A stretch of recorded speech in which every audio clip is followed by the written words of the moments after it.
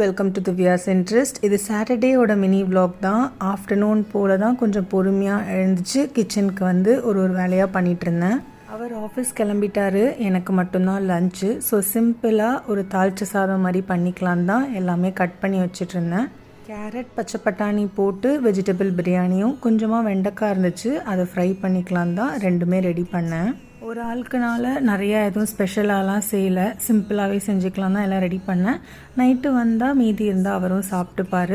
இந்த லஞ்ச்லாம் ரெடி பண்ணி வச்சுட்டு வீட்டில் நிறையா கொஞ்சம் வேலைகள் இருந்தது. துணி காய வைக்கிறது, கொஞ்சம் வீடை ஓரம் பாரம் பண்ணுறது. ஏன்னா வீக் டேஸில் ஆஃபீஸ் போகிறதால சுத்தமாக எதுவுமே பண்ண முடியல. சமைக்கிறது, கிச்சன் க்ளீனிங் அது மட்டும்தான் பண்ணுற மாதிரி இருக்குது. வேலையெல்லாம் முடிச்சுட்டு வந்து லஞ்ச் சாப்பிட்றதுக்கு ஈவினிங் 4:35 கிட்ட ஆகிடுச்சு.